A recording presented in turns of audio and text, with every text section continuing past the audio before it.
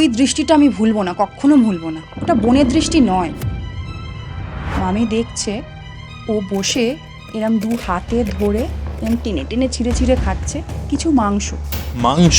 Exactly. রাতের বেলা যদি নাম ধরে কেউ পেছন থেকে ডাকে একবারে সাড়া দিতে না। কালো বেড়াল খেতে চাইছে। একদম মানে অদ্ভুত একটা ডিমান্ড। কেউ দাঁত বসিয়ে রক্তটা চুষে নিয়েছে বিড়ালটা। যখন এরকম স্পিরিট পজিশন ঘটে, তোমার যে অরা, তোমার যে চক্রাসগুলো রয়েছে, চক্রের যে ব্যালেন্সগুলো, সেই ব্যালেন্সগুলোর প্রপার থাকে না। তোমার বডি নিজেই একটা পোর্টাল হিসেবে কাজ করে তখন। মাংস পোড়া যে গন্ধটা, বিচ্ছিরি একটা গন্ধটা, এই গন্ধটা আমি পেয়েছি। কৌস্তবের আড্ডার অনবদ্য একটা হরর পডকাস্টে আপনাদের সকলকে স্বাগতম জানাচ্ছি আমি কৌস্তব।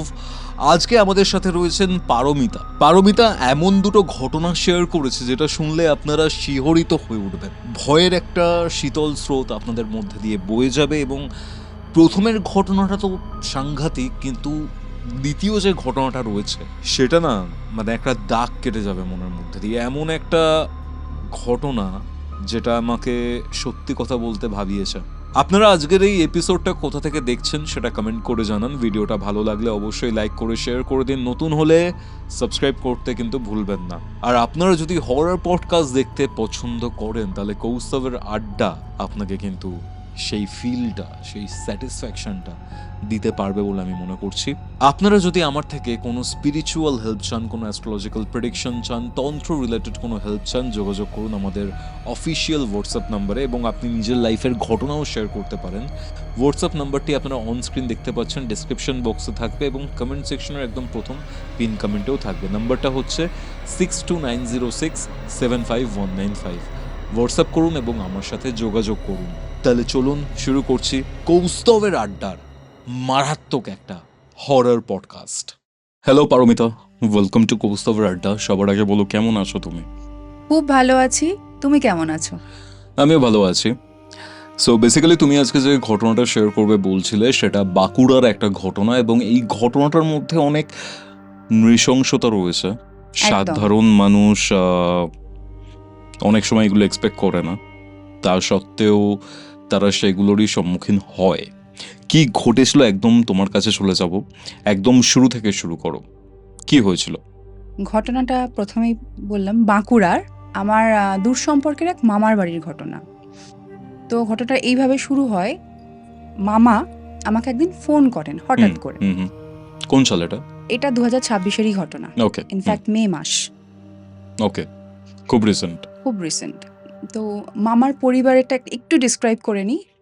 মামা বাড়িতে আমার দাদু জীবিত আছেন এখনও, প্রায় 90-এর কাছে বয়স। মামা আছেন, মামি আছেন। মামার 3 ছেলে মেয়ে, 2 ছেলে 1 মেয়ে। আর বড় ছেলে যিনি, তার বিয়ে হয়ে গেছে, বৌদি আছে। এই হচ্ছে মোটামুটি একটা ভরা পরিবার। তো মামা একদিন হঠাৎ আমাকে ফোন করে। নর্মালি ফোন ধরে কেমন আছো, ভালো আছি, সব কথাবার্তা হওয়ার পরে হঠাৎ মামা বলে যে তোকে আমার কিছু বলার আছে। বলো কি ব্যাপার? বলছে খুব রিসেন্টলি তুই তো অকাল্ট ওয়ার্ল্ডের সাথে যুক্ত হয়েছিস, তোর ভীষণ হেল্প দরকার, আমার তোকে এই হেল্পটা করতে হবে।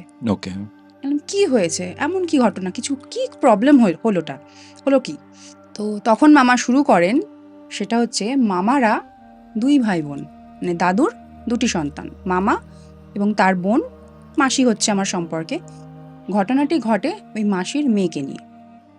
মাসির মেয়ে কলকাতায় থাকে, মামার বাড়িতে বেড়াতে যায়। ওকে। তো মামার বাড়িতে বেড়াতে গিয়েই কিছু ঘটনার সম্মুখীন হয় পুরো পরিবার। মেন প্রবলেমটা মাসির মেয়ে বোন মোনালিসা ওর নাম, ওকে নিয়ে এবার সাফার করে পুরো পরিবারই। তো ঘটনাটা হচ্ছে এরকম, ও বেড়াতে গেছে, দিনটা ছিল শনিবার, যেটা প্রথম আর কি ওরা বুঝতে পারে বা কিছু ফিল করে। বাঁকুড়ার একদম প্রত্যন্ত গ্রাম, এখনো না ওই গ্রামের দিকে একটু চল আছে এই মহিলাদের বা মেয়েদের পুকুরে স্নান করা, জামা কাপড় কাচা। তো এই জিনিসগুলো আমার যে বোন, যার ঘটনা বলছি মোনালিসা, ওর কাছে জিনিসগুলো খুব আকর্ষণীয়, কারণ কলকাতায় এগুলো দেখা যায় না এখন আর। একদম। ও কি করে, ওই রকম দুপুরবেলার টাইমটা, ঠিক যেই সময় ওরা স্নান টান করার সময়, ওর খুব ইন্টারেস্ট ওখানে যাব, গিয়ে দেখবো ওরা কিরমভাবে কি করে, কিরমভাবে কাপড় কাচে, কিরম পরিবেশটা কিরকম Curiosity, হয়, হ্যাঁ। কিউরিওসিটি। তো ও যায়, এবং যাওয়ার সময় কিন্তু মামি বারবার করে বারণ করে যে এখন যাস না, দিনটা শনিবার, 12টার পর বারবেলা পড়ে গেছে। তো গ্রামের মানুষ তো এগুলো একটু বেশি মানেন ওরা, হুম কিন্তু বোন তো কলকাতার, ফ্যাশনেবল, কিছুই মানে না, কিচ্ছু হবে না, ওসব ফালতু কথা, কোনো ব্যাপার না, আমি যাই একটু ঘুরে আসি বলেও গেছে। ওই পুকুর পাড়েই ছিল একটি শিমুল গাছ, এটা পরে আমি বলছি কেন। তো ও গিয়ে ওর মতন ঘুরে টুরে বেরিয়ে চারিদিকটা দেখে এক্সপ্লোর করছে। একদম খুব আনন্দ পেয়েছে, মজা পেয়েছে, বাড়ি চলে এসেছে। হুম বাড়িতে আসার পরেও সঙ্গে সঙ্গে কেউ কিছু বুঝেছে এমনটা নয়, ঠিক ওই বিকেল গড়িয়ে সন্ধ্যাটা হবে হবে ও না চুপচাপ হয়ে গেছে, হঠাৎ করে খুব চুপচাপ হয়ে গেছে, যেটা ওর নেচার নয়। ও হুম, খুব হুম বাবলি, চুলবুলি টাইপের। মামার বাড়ি ওখানে, টকেটিভ, জলি, talkative, একদম। আর ওটা মামার বাড়ি, খুব প্রিয় জায়গা ওর, মাঝে মাঝে গিয়ে থাকে এরকম। তো ওকে যেটা সবাই লক্ষ্য করছে, ও ঘরের কোণে চুপচাপ বসে রয়েছে, কারোর সাথে সেভাবে কথা বলছে না, চুপ করে বসে রয়েছে। হুম। তো সবাই ভাবে হতে পারে শরীরটা খারাপ, কিছু প্রবলেম হয়েছে। সচরাচর তো সবাই প্রথমেই নেগেটিভ কিছু ভাবে না, মেবি কিছু স্বাভাবিক। প্রবলেম। ট্রু। তখন ওর বয়স ওই 25-26, মানে এই রিসেন্টের কথা বলছি। তো সবাই মনে করে এই বয়সের মেয়ে, কিছু তো পার্সোনাল কিছু ব্যাপার থাকতেই পারে, ও ঠিক আছে, ঝগড়াঝাটি হয়েছে বয়ফ্রেন্ডের হ্যাঁ সাথে। হতেই পারে কিছু না কিছু। সেই দিনটা সেভাবে আর কিছু ফিল করেনি বা দেখেনি। ওকে খেতে ডেকেছে, ও খেয়েটে শুয়ে পড়েছে। কিন্তু যেটা খুব মানে বেশিভাবে নোটিস করেছে সেটা হচ্ছে খুব চুপচাপ ছিল, কারোর সাথে কথা বলছিল না, নিজের মতন। প্রথম যে জিনিসটা ধরা পড়ে সেটা হচ্ছে ওই দিন শনিবার, তার ঠিক 2-3 দিন পর, সোম মঙ্গলবার। হ্যাঁ ওইরম নাগাদ হবে। এটাও ঠিক ওই বিকেল গড়িয়ে সন্ধে গোধূলি সময়টা যেটা হয় না, সেই সময়। তো এখানে একটু বাড়ির ডেসক্রিপশনটা দিই, তাহলে বুঝতে সুবিধা হবে। বাড়িটি অনেক পুরনো বাড়ি, কিন্তু আমার এই মামা বাড়িটি একটু সম্ভ্রান্ত পরিবার, তো অনেকটা বড় বাড়ি। আগেকার দিনে যেমন হতো না, যে চারিদিকে ঘিরে মাঝখানটায় উঠোন, চারিদিক দিয়ে বারান্দা, রুমস দিয়ে মাঝখানটা উঠোন, এই বাড়িটাও সেরকমই ছিল। তো দাদুর একটি অভ্যেস ছিল হুকো টানা। তো প্রতিদিন সন্ধেবেলায় উনি ওই বারান্দায় বসে হুকোটা টানতেন। মানে এখন খুব রেয়ার। ভীষণ রেয়ার, কিন্তু দাদু স্টিল কন্টিনিউইং, এটা দাদুর অভ্যেস। তো সেটাই অভ্যেসবশত করছেন। দাদুর ঠিক যেই বারান্দাটায় বসে আছেন, তার ঠিক অপোজিটের উল্টো দিকের বারান্দায় আমার বোনটি বসেছিল। ও সেই দিন একটা বেশ লম্বা ধরনের ফ্রক পরেছিল। ও না বসেছে ঠিকই, কিন্তু ফ্রকটা হাঁটুর অনেকটা উপরে উঠিয়ে নিয়েছে। একটা 25-26 বছরের মেয়ে, তার যথেষ্ট সেন্স আছে, সামনে দাদু বসে আছেন, আর যে কেউ আসতে পারে, তো ন্যাচারালি এটা এরকমও নয়। তো মামি ওকে এটা দেখার পরে একবার বলল যে, কি রে, ঠিক করে বস, এরম করে বসে আছিস কেন, ঠিক করে বস। বলে মামির দিকে ট্যারা চোখে একবার তাকিয়ে, ওরকম ভাবে, মানে কোনো চেঞ্জ নেই ওর মধ্যে, মানে অ্যাজ ইফ আমার কিছু যায় আসে না তুমি বলছো, এরকম একটা বডি ল্যাঙ্গুয়েজ। ও জোরে জোরে পা দুটো দোলাতে থাকলো। তো মামি দেখে আর কিছু বললো না, চলে গেল। এবার হঠাৎ করে ওরকম ভাবে বসে থাকতে থাকতে দাদুর দিকে না বেশ খানিকক্ষণ ট্যারচা নজরে তাকিয়ে রয়েছে। তাকিয়ে থাকতে থাকতে দাদুকে রীতিমতো নাম ধরে বলছে, এই আমাকে একটু হুকো দে তো, আমি টানবো, যথেষ্ট দাপুটের স্বরে। দাদু তুই তোকারি করছে একদম ডিরেক্ট। ওকে। দাদু ব্যাপারটা ঠিক বুঝতে পারছে না কি বলবে, মানে কিছু বলার নেই, অবাক হয়ে গেছে একদম। কেউ কিছু বলছে না, মানে জাস্ট ফর 1-2 মিনিটস সবাই থমকে গেছে, আচ্ছা। এটা কি বলছে। দাদু কিছু বলার আগে মামি তখন ছুটে এসছে, মানে কাজ করছিলেন। কি বলছিস তুই? মামি একটু শাসনের সুরেই বলেছেন, কি বলছিস তুই এসব উল্টোপাল্টা? তুই হুকো খাবি মানে? তুই এসব করিস নাকি? তাই তুই তো এরকম করিস না। তখন দাদার যে বউ, বললাম বিবাহিত দাদা, দাদার যে বৌদি, মানে ওর বৌদি, হ্যাঁ তোমারও, রাইট, হ্যাঁ আমারও। এবার সে তখন বলে যে, হয়তো খায় এখন, তুমি হয়তো জানো না, কলকাতার মেয়ে, এখন তো কলকাতায় এরকম হুকো বার হয়ে গেছে, হয়তো খায় হুকাবার। তো মামি তখন বলে, না একদমই না, ও তো এসব খায় না, ও আর ওকে তো আমি নতুন দেখছি না, আজ থেকে দেখছি না, বা 2-4 বছর পর এসছে এমনও না, আমি ওকে রিসেন্টলিও দেখেছি, ও একদমই এসব করে না, এটাও নয়, এরকমও নয়, কি হয়েছেটা কি তোর? ইতিমধ্যে এটা বলার পরেও ও কনস্ট্যান্টলি ওটা বলতে থাকে, হ্যাঁ আমি খাবো, আজকে আমি খাবো, আমার ইচ্ছা করছে আমি খাবো, দিতে বলছি দে, দিতেই হবে। ওকে। আর তারপরেও একটা কথা বলে যে ওটা দিবি যখন ওইটা ফেলে দে। ওইটা বলতে মানে ও পয়েন্ট করছে হুকোর মাথায় যে আগুনটা থাকে হুম। ওইটা পয়েন্ট করে বলছে ওইটা ফেলে দে। আচ্ছা আচ্ছা আচ্ছা, তো ডাজন্ট মেক এনি সেন্স। না, দাদু এবার ওটাকে কিছু না ফেলে জাস্ট নর্মালি ওর হাতে ধরিয়ে দিয়েছে। যখনই হাতে ধরিয়ে দিয়েছে ওর টান মেরে ফেলে দিয়েছে, আরও জোরে, মানে আরও চিৎকার করে বলছে, আমি বললাম না তোকে তুই ওটা ফেলে দে, আমাকে ওটা দিলি কেন? যাই হোক, সঙ্গে সঙ্গে পাশ থেকে বৌদি গিয়ে ওটাকে তুলে আগুনটা সরিয়ে ওর হাতে দিয়েছে। বিশ্বাস করবে না, ও নাকি হুকোটা টানছে একদম এক্সপার্টের মতন। আচ্ছা, মানে সবাই দেখে অবাক যে একদম বড় মানুষ মানে করে থাকে, এটাও টেনে থাকে হুকো, এক্সপিরিয়েন্সড। ওটা দেখে সবাই একটু অবাক হয়েছে। কিন্তু ওই যে মাথার মধ্যে একটা ঘুরছিল বৌদির কথাটা, হয়তো করে আমরা জানি না, ইয়াং মেয়ে। বাট যদি করেও বা বড়রা রয়েছেন তাদের সামনে নিশ্চয়ই করবে না। হ্যাঁ, এইটাও নেচারও নয়। এক্স্যাক্টলি। মানে সবাই ভাবছে এটা কি হচ্ছে, সবাই অবাক, কিন্তু তার মধ্যেও একটা মানে খোঁজার চেষ্টা করছে, হয়তো একটু ডেসপারেট হয়ে গেছে। এই ঘটনাটা সবার মনে একটু নাড়া দেয়, কিন্তু সবাই আর কি জিনিসটাকে পাত্তা দেন, ইগনোর করে লাইক। এরপরে যেটা হয়, ওর খাওয়া দাওয়ার চেঞ্জ হতে থাকে। আচ্ছা। ও একদমই না বায়না ফায়না এগুলো ছিল না আগে, ওকে যা যা দেবে ও হাসি মুখে খেয়ে নেবে। তো এখন এরপর থেকে শুরু হলো ওকে মাছ দিতে হবে, ওকে মাংস দিতে হবে। আচ্ছা। ও নিরামিষ খাবে না, রীতিমতো জেদ, দিতেই হবে নাহলে খাবো না। এবং একটা দুটো পিস না, ওকে 3-4 পিস করে দিতে হবে, নাহলে ও খাবে না। মানে রীতিমতো ফোর্স করতো, আমাকে দিতেই হবে নাহলে আমি খাবো না, আমাকে দাও, আমাকে মাছ দাও, মাংস দাও। এবার অনেক সময় মামি ভেবেছেন যে মামার বাড়িতে এসেছে আবদার করছে, আচ্ছা চলো ঠিক আছে। এবার গ্রামের বাড়িতে কি হয়, নিরামিষের দিনগুলো ওরা খুব মানে, এবার সেরকম ন্যাচারালি ওরমভাবেই মানতো। তো এরকমও দেখা গেছে আমিষের দিন তো কোনো ব্যাপারই না, মাছ নয় হচ্ছে ঠিক আছে, সেখানেও 1-2 পিসে হবে না, বেশি দাও, তাও নয় দিচ্ছে। নিরামিষের দিনগুলোতে পর্যন্ত বায়না দিতেই হবে। তো মামি এরকমও করেছেন যে ঠিক আছে আমরা নিরামিষ খাচ্ছি, ও মামার বাড়িতে বেড়াতে এসেছে আবদার করছে, চলো কোনো ব্যাপার না, ফ্রিজে রাখা মাছ এটা ভেজে দিল বা কিছু করে দিল, দিত। কিন্তু ওর ওই অল্পতে সন্তুষ্ট নয়, ওর এবেলা ওবেলা সবসময় চায় এবং বেশি বেশি চায়। তো এইভাবে কয়েকটা দিন যেতে যেতে ঠিক তারও 3-4 দিন পর ওই রকম রবিবারের বাজার, এই যে শনিবারে ঘটনাটা ঘটলো, এবার এই দু একটা ঘটনা ঘটতে ঘটতে আবার চলে এসেছে রবিবার। তো মামা বাজার করে এনেছে।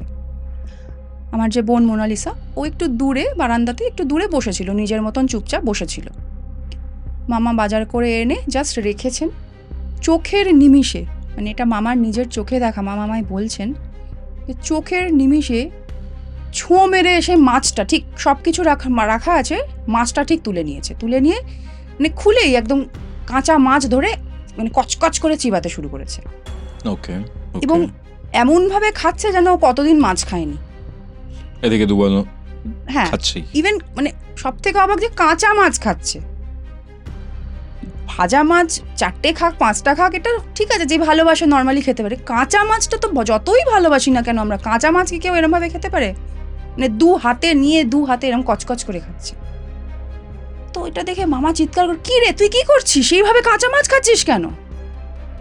তখনও বলে, তোমরা তো আমাকে অন্য সময় বেশি মাছ দাও না, ওই জন্য এখন যতটা পারছি খেয়ে নিচ্ছি, খুব ভালো লাগছে, খেয়ে দেখো, তুমিও খেয়ে দেখো, খুব ভালো লাগবে। ওকে। এবং ওটা মানে থামছে না, ওটা বলার সাথে সাথেই ও আবার দুটো মা 2 হাতে এরমভাবে নিয়ে কচকচ করে খাচ্ছে। দাদু সেটা দেখে কিছু একটা সন্দেহ করেছেন, বয়স্ক মানুষ তো, অভিজ্ঞতা রয়েছে, এটা নর্মাল একদমই হতে পারে না। তখন দাদু বললেন যে এটা খুব একটা নর্মাল নয়, এত অল্প বয়সী মেয়ে আমাদের এখানে বেড়াতে এসেছে, সে এসব কি হচ্ছে। তুই মানে মামার উদ্দেশ্যে বললেন যে তুই একটু খোঁজ কর, এরকম দাদুর একজন চেনাশোনা ছিলেন ওঝা টাইপস, যে ওনার কাছে যা একটু খোঁজ কর, কিছু সমস্যা তো অবশ্যই হচ্ছে।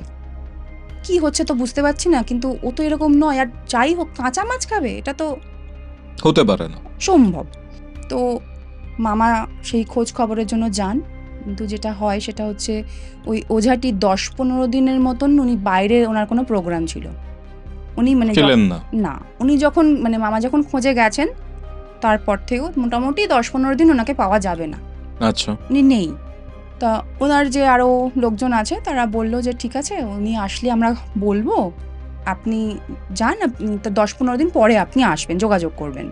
তো মামাও আর কিছু কোনো সেরমভাবে কিছু করার নেই দেখে ফিরে আসেন। এরপরে হয় কি, আমি বলেছিলাম যে মামার 3 মেয়ে, এই 3 ছেলে মেয়ে, হুম। বড় ছেলে, তারপরে মেয়ে, তারপরে আর ছোট ছেলে। তো এই যে দিদি, মাঝখানে যে দিদি, উনি আনম্যারিড এখনো, এখন ওনার বিয়ে হয়নি। তো এরপরে যে ঘটনাটা ঘটে ওনার সাথে, যেহেতু ওঝা আসতে 10-15 দিন মতন দেরি, ওদেরকে তো একটু ওয়েট করতে হবে। তা ওরা আরও এতটা সিরিয়াস হবে এরম কিছু ভাবেনি বা আশাও করেনি। এরপর যেটা হয়, একদিন দিদি দুপুরবেলা সবার খাওয়া দাওয়া হয়ে গেছে, ওরকম মাছ মাংস নিয়ে তো বায়না চলছেই, তো ঠিক আছে, খাওয়া দাওয়া হয়ে গেছে, দিদি নিজের ঘরে শুয়েছেন, দরজাটা পুরো লাগায়নি, জাস্ট হালকা করে ভেজানো আছে। মানে মেজো মেয়ে। হ্যাঁ, দিদি তখন যে বাড়িতে রয়েছেন, দুপুরে শুয়ে আছেন, জাস্ট নর্মালি একটা নাইটি পরেই শুয়েছিলেন। এবার জাস্ট হালকা ঘুমটা এসছে, তন্দ্রাচ্ছন্ন হয়েছেন, হঠাৎ করে ফিল করছেন যে কিছু একটা আনইজি লাগছে দিদির। দিদি জাস্ট ঘুম থেকে, মানে ঘুমটা যেটা এসেছিল ভেঙে তাকিয়ে দেখছে আমার ওই বোনটি। ও কি করছে, মোনালিসা। মোনালিসা, ও কি করছে, ওর নাইটিটা অলমোস্ট মানে থাই ফাই কাভার করে একদম তার ওপরে উঠে গেছে, তুলে দিয়েছে, এবং পুরোপুরি চাটছে, পুরোপুরি থাই থেকে একদম পা থেকে শুরু করে একদম ইনার পার্টসে চলে গেছে আর কি, প্রাইভেট পার্টসে চলে গেছে আর কি, এরকমভাবে পুরো চাটছে, পুরো থাইতে পায়ে লালাফালায় মাখামাখি ভর্তি। আর মোনালিসা যে বোন, ওর একটা অদ্ভুত লালসার দৃষ্টি, মানে ফেসের মধ্যে, বডি ল্যাঙ্গুয়েজের মধ্যে অদ্ভুত একটা লালসা। মানে দিদি না 2 সেকেন্ড 3 সেকেন্ড কি করে বুঝতে পারছে না, মানে হতভম্ব হয়ে গেছে, কি করবে, ওটাকে সহ্য করতে না পেরে ওকে রীতিমতো লাথি মেরেছে যাকে বলে, আর ছিটকে গিয়ে পড়েছে, আর ইনস্ট্যান্ট ওখানে অজ্ঞান হয়ে গেছে। ওকে। দিদি আর বোনের মধ্যে কিন্তু ভীষণ ভালো সম্পর্ক, ওরা ভীষণ ফ্র্যাঙ্ক, গল্প গুজব আড্ডা সবই চলে, মানে বোনের কাছ থেকে এটা এক্সপেক্ট কখনোই দিদি করেননি, কখনোই না, it is too much. Too much.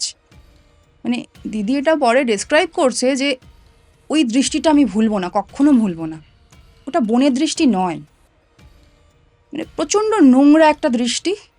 মানে দিদি বলছেন ওই সময় যদি আমার ঘুমটা না ভাঙতো, না জানি ও আর কত দূর এগোতো। তো যাই হোক, তখন বোন অজ্ঞানটা হয়ে যায়, ওকে তখন ধরাধরি করে ঘরে নিয়ে যাওয়া হয়, কিন্তু তখনও কিছু করার তো নেই, ওদের আর চেনাশোনা সেরকম ওঝা বা কেউ সেরকম নেই।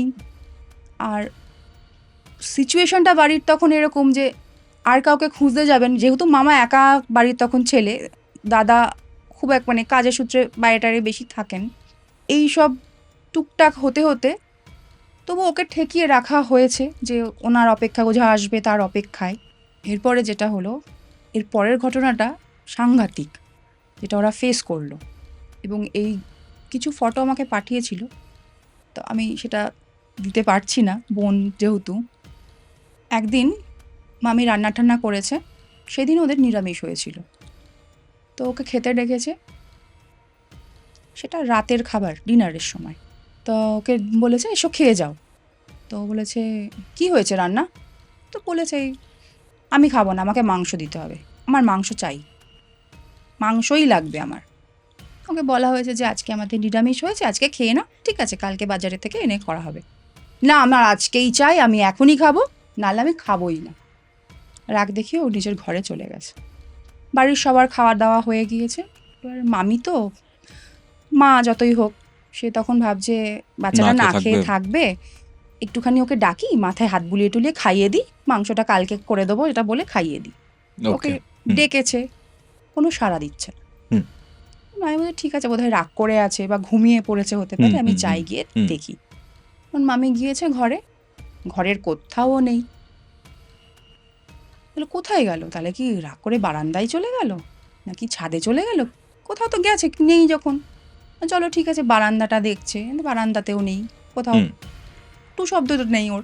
তখন এবার এই যে ঘটনাটা ঘটে, তখন দাদা বাড়িতে, মানে এইসব টুকটাক ঘটছে, দাদাকে জানানোর পর দাদা ফিরে এসেছে, চলে এসেছে। এবার তখন দাদা আর যে ছোট ভাই, ছোট মানে মামার যে ছোট ছেলে, ওই দুই ভাই মিলে ওরা ছাদে গিয়েছে, ওপরে একটা টর্চ নিয়ে, যে দেখে আসি যদি ছাদে গিয়ে বসে থাকে রাগ করে। ছাদে গিয়ে দেখছে টোটাল ছাদে কেউ নেই, কোথাও নেই। তো পুরো বাড়িটাই মোটামুটি কোথাও খুঁজে পাওয়া যাচ্ছে না। এবার তো দুশ্চিন্তা হচ্ছে, কোথায় গেল রে বাবা, রাগ করে চলে গেল, বেরিয়ে গেল কোথাও। এবার দাদা কি করেছে, যে ছাদ থেকে দেখবে বাড়ির চৌহদ্দিটা দেখা যায়, একটু খেয়াল করে দেখলে ওই একটু দূর অবধি দেখা যায়। তো ওই ছাদ থেকে দাদা সেটা দেখার চেষ্টা করছে, টর্চ মেরে এদিক ওদিক সেদিক টর্চ মেরে দেখার চেষ্টা করছে। বাড়ির পেছনে যেখানে সব নোংরা ময়লাগুলো ফেলা হতো, ওই জায়গাটা দাদা ওপর থেকে বুঝতে পারছে টর্চ ফেলে, যে কেউ একটা রয়েছে, কিছু একটা রয়েছে। তা ওখান থেকে দাদা চিৎকার করেছে, কে কে, এইভাবে চিৎকার করে, কে ওখানে? তো সঙ্গে সঙ্গে ওরা দুই ভাই মিলেই নিচে নেমে এসে কে আছে ওটা দেখার জন্য। নিচে নেমে ওই জায়গাটায় যাওয়ার পর ওরা পুরো স্টান্ড, থমকে গেছে। কেন? গিয়ে দেখছে বোন ওখানে বসে রয়েছে হুম। এবং কিছু একটা চিবাচ্ছে, চিবোচ্ছে? কিছু একটা চিবোচ্ছে, কচ কচ কচ করে কিছু একটা চিবোচ্ছে। ওকে। আর খুব অদ্ভুতভাবে বসেছিল, চুলগুলো আলুথালু হয়ে। হুম, হুম। ভাই, ওর যে ছোট ভাইটা, ছোট, ওই বয়সে অনেকটাই ছোট, ও না এতটাই ভয় পেয়ে গেছে, বিশাল জোরে চিৎকার দিয়েছে ওখানে। আর এত চিৎকার করেছে, ওই চিৎকারে বাড়ির লোকেরা তখন ছুটে এসেছে। কি হয়েছে? ছুটে এসে মামি তখন একটু এগিয়ে গেছে, কি হয়েছে, কি দেখ চিৎকার করছে, কি হয়েছে? মামি গিয়ে দেখেও পুরো থমকে গেছে, মানে বাকরুদ্ধ, কথা বেরোচ্ছে না। মামি দেখছে ও বসে কিছু একটা খাচ্ছে, এরম দু হাতে ধরে এরম টেনে টেনে ছিঁড়ে ছিঁড়ে খাচ্ছে, কিছু মাংস, কিছুর মাংস, মাংস? এক্স্যাক্টলি কিছুর মাংস খাচ্ছে।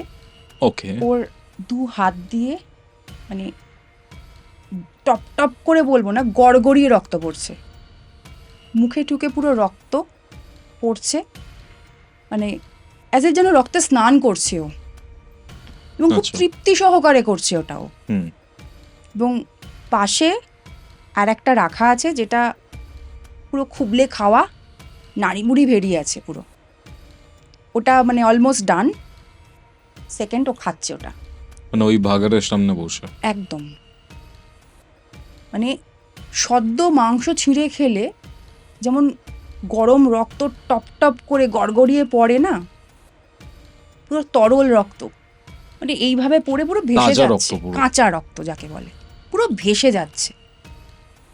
এইটা দেখে না, আমি তো 2-3 মিনিটের জন্য পুরো বাকরুদ্ধ, কেউ কোনো কথা বলছে না। আর মামি গিয়ে জিনিসটা সবার প্রথমে দেখেছে, এগিয়ে গেছে। ওইখান থেকে না মামি কি মনে হয়েছে, হট করে বাড়ির ভেতরে দৌড়ে চলে গেছে।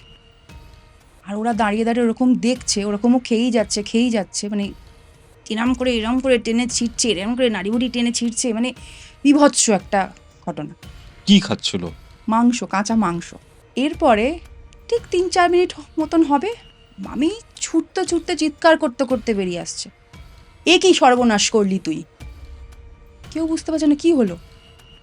এসেই সঙ্গে সঙ্গে বোনের কাছে এসে বলছে, তুই, তোর পেটে কি রাক্ষস ঢুকেছে, কোন রাক্ষস তোর মাথায় ভর করেছে, তুই কি করলি, কি সর্বনাশ করলি?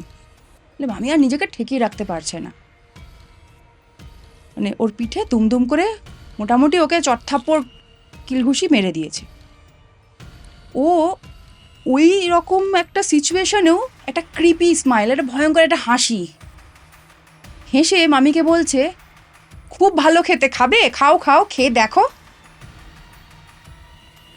বলে মামির মুখে এরকম ঠেকিয়ে দিয়েছে, লেগে গেছে আর কি, মামির এগুলোতে লেগে গেছে, এরকম ঠেকিয়ে দিয়েছে। ওইটা দেখে মামি আরোই ওকে বেশ খানিক মেরেছে। মামি বলছে যে ও না মানে যখন এসেছিল মামার বাড়িতে বেড়াতে, ওর দুটো পোষ্য ছিল আচ্ছা। যাদের ছাড়া ওর একদম চলে না।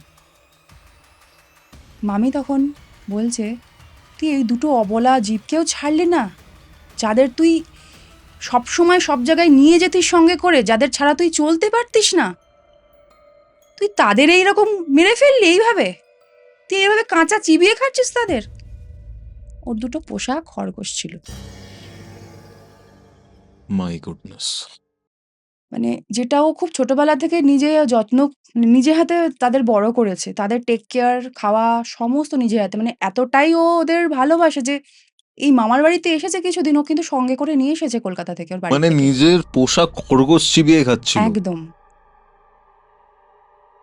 এবং ওটা যখন মামি বলছে, ওর মধ্যে কোনো রিগ্রেট নেই, ওর কোনো খারাপ লাগা নেই, উল্টে ও বলছে আমার ভালো, খুব টেস্টি খেতে, দারুণ খেতে, খাবে, খেয়ে দেখো বলে মামের মুখে ঢুকিয়ে দিচ্ছে।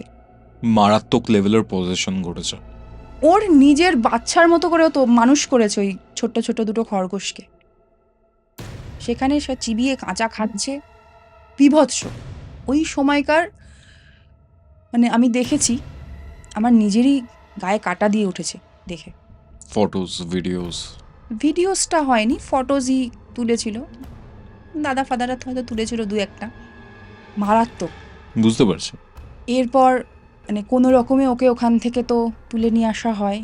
খরগোশ দুটো তার কিছু করার নেই, মানে পুরো শেষ করে দিয়েছে, ওর কোনো মেরে দিয়েছে। নেই আর কি, মানে জাস্ট নাড়ি ভুড়ি পড়ে আছে। এবার মানে জিনিসটা এতটাই বাড়াবাড়ি হয়ে যায়, মানে তখন আর কিছু করার নেই, এবার ডাকতেই হবে, মানে এবার যেতেই হবে, যে এনি হাউ ওঝাকে আনতেই হবে। মামা আবার যায়, গিয়ে ততদিনে উনি লাকিলি চলে এসেছেন, তা ওনাকে সমস্তটা ঘটনাটা বলেন, বলে ঠিক আছে, উনি একটা ডেট দেন যে আমি অমুক দিন যাব, আপনি আসবেন, আপনার সাথেই আমি যাব। ঠিক আছে। এর মাঝখানে আর সেরকম কিছু হয়নি, ওকে রীতিমতো পাহারা দিয়ে রাখা হতো যাতে এদিক ওদিক এরমভাবে না চলে যায়। আর গ্রাম তো বুঝতেই পারছো। আর খাওয়া দাওয়া এরকমই চলছে। হ্যাঁ, এরকমই চলছে, মানে বায়না, মাছ মাংস তো আছেই, ওকে। মানে যতটা পারছে ওরা দিয়ে সেটাকে ইয়ে করে রাখছে। ওঝা যেদিন আসবে, দিনটা স্থির হয়, সেই দিন মামা যায় ওঝাকে নিতে। আসার পথে কি হয়, মানে ঠিক গ্রামের, ওরা যে গ্রামে থাকে, ওঝাটা অন্য মানে পাশের গ্রামে থাকতেন, ওদের গ্রামের সীমানাতে যখনই ওরা ঢোকে, অদ্ভুতভাবে মানে একটা ঝলমলে সূর্য ওঠা, সূর্যের রোদ আছে এরকম একটা দিন, হঠাৎ করে কালো অন্ধকার ছেয়ে আসে মেঘ আচমকাই, যখনই ওই ওঝাকে নিয়ে মামার নিজের গ্রামের সীমানায় ঢোকেন। এবং যেন মনে হয় ঠিক মামার ওই ওঝাটির মাথার ওপরে ঘূর্ণিঝড় উঠেছে, মানে ঝড়টা আশেপাশে আর কোথাও নেই, ওয়েদার কালো হয়ে রয়েছে, মেঘ করে আছে, কিন্তু ঝড়টা যেন শুধু মামার ওই ওঝাকে ঘিরে হচ্ছে। তারপর কি হলো? মানে এত হাওয়ার ফোর্স, কিছুতেই যেন এগোতে পারছেন না ওরা। তো তখন ওঝা বললেন যে এখানে কিছু সমস্যা হচ্ছে, এটা নর্মাল নয়, আপনি একটু দাঁড়ান, এটা সাধারণ খুব একটা নয়, একটু দাঁড়ান। উনি কিছু মন্ত্র উচ্চারণ করলেন, করে নিজেদেরকে ঠিক বেঁধে নেওয়ার মতন করে ঠিক ওই জায়গাটুকু ওনারা যেটুকু আছেন, হ্যাঁ ওইরকমভাবে মামাকে নিয়ে আর কি করে নিলেন। তারপরে ওনারা তাও অতি কষ্টে আর কি এগিয়ে এসেছেন। যথেষ্ট সময় লেগেছে ওনাদের আসতে, যতটা নর্মালি আসা লাগে সময়, তার থেকে অনেক বেশি সময় লেগেছে। মানে মনে হচ্ছে হাওয়ার এত প্রেশার, ওনারা সেই হাওয়াটাকে ভেদ করে যেতে পারছেন না। যাই হোক, মামা তো ওঝাকে নিয়ে বাড়িতে ঢুকলেন। বাড়িতে ঢোকার সঙ্গে সঙ্গেই জানি না মানে আমার ওই বোনটি কি বুঝলো না বুঝলো, ও ছুটতে গিয়ে দরজা বন্ধ করে দিল, ঘরে ঢুকে দরজা বন্ধ। মোনালিসা মানে জাস্ট তীরের বেগে ছুটে গিয়ে দরজাটা বন্ধ, যেই উনি ঘরে মানে পা রাখলেন বাড়িতে। তা উনি আসলেন, এসে সমস্তটা শুনলেন, শোনার পরে বললেন যে ঠিক আছে, তো এখানে কিছু তো একটু কাজ করতে হবে, তো সেই কারণে আগুন টাগুন জ্বালাবেন, কোন টাইপ অফ হোমযজ্ঞ, তার জন্য একটা লোহার কিছু চাইলেন। তো মামি সঙ্গে সঙ্গে লোহার একটা কড়াই এনে বার করে দিলেন, সমস্ত সেট আপ তৈরি করে ওদের যেরকম যেরকম নিয়ম আছে সমস্ত করে আগুন ধরালেন। উনি বসলেন, ওনার কিছু হার্বস বলবো না, শিকড় বাকড়, ওরা তো শিকড় বাকড় ইউজ করে, বিভিন্ন রকম শিকড় বাকড় ওই আগুনের মধ্যে দিচ্ছেন। ঘি ছিল ওনার কাছে, ঘি মেনলি যেটা ছিল সর্ষে, ওটা একটু বেশি করেই আর কি ছিল, ওগুলো দিচ্ছিলেন। যখনই ওই সর্ষেটা দিচ্ছিল, মানে ঘরের ভেতর থেকে বোনের চিৎকার, মোনালিসার চিৎকার, ওরে বাবা রে, হাত পা জ্বলে গেল রে, আর পারছি না, ওরে বাবা রে, কেন এগুলো এরকম করছো, কেন আমাকে ছেড়ে দাও, আর পারছি না, চিৎকার করে বলছে। যত ওরকম সর্ষে দিচ্ছে ও তত চিৎকার করছে, কিন্তু কিছুতেই ও বেরোচ্ছে না। এবার ওঝা তখন একটা কথাই বলেছিলেন যে ও ঘরে থাকলে আমার কিছু করার নেই, ওকে এখানে আসতে হবে। Okay. ওর জন্য একটা মানে আসন তৈরি করা হয়েছিল, মানে ওই হোমযজ্ঞের সামনে ওকে বসতে হবে এসে। তো যতক্ষণ না ও আসছে নিজে থেকে, ততক্ষণ এটা আমাদের কন্টিনিউ করতে হবে।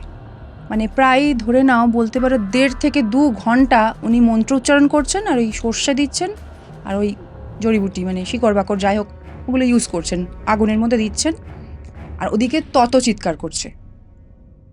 আর ও যে দরজাটা মানে যে ঘরের বন্ধ করে দিয়েছিল দরজা, তার পাশে একটা জানলা ছিল, জানলাটা সামহাও খোলা ছিল। ওই জানলা দিয়ে দেখেছিল আর কি মামি টামিরা সব, মানে রীতিমতো গায়ে জামা কাপড় রাখছে না, মানে এত ওর জ্বালা পোড়া করছে, ওরে বাবারে জ্বলে গেল করে এরমভাবে মানে জামা কাপড় টেনে টেনে ছিঁড়ে ফেলার মতন জোগাড়।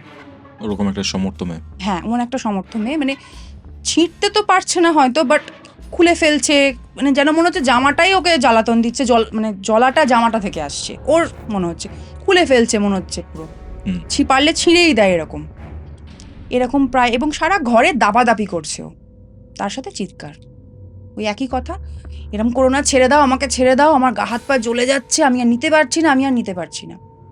বাইরে থেকে ওঝা মন্ত্র পড়ছেন, আর মাঝে মাঝে চিৎকার করে বলছেন, বেরিয়ে আয়, তোর সাথে কথা বলবো, তুই বেরিয়ে আয়। এরম করে 1.5-2 ঘন্টা বললাম, মানে একটা যুদ্ধ প্রায় চলার পরে পর থাকতে না পেরে দরজাটা খুলে একদম বিধ্বস্ত অবস্থায়, মানে তার জামা কাপড় ঠিক জায়গায় নেই, এরকম এসে মানে ওইরমভাবে অবস্থাতে এসেই ধপ করে এসে বসে পড়েছে, যেখানে কাজটা হচ্ছিল তার সামনেই ধপ করে এসে বসে পড়েছে। এসেই বলছে যে এত কষ্ট কেন দিচ্ছ তোমরা আমাকে, আমি একটু খেয়ে পড়ে ভালোভাবে বেঁচে আছি, ভালো লাগছে না, আমি তো আবার নতুন করে বেঁচে আছি, আমি তো নতুন করে বাঁচছি, এটা ভালো লাগছে না। তখন ওঝা বলছে, তুই কে, তুই কোথা থেকে এসেছিস? বলছে আমি বলবো না, মন্ত্র। আবারও এরকম জ্বালা পোড়া, এরকম করো না, আমাকে ছেড়ে দাও, তোমরা এত কষ্ট দিও না, আমি একটু ভালো মন্দ খেতে পারছি, তোমরা সহ্য করতে পারছো না। তখন একটু ইমোশনালি কথাবার্তা বলছেন। তখন ওঝা বলল, তুই বল তুই কে, তুই ওকে কেন ধরেছিস, তুই ওর কাছে কিভাবে এলি? তখন ও বলছে যে ওরই তো দোষ। কেন, কি করেছে?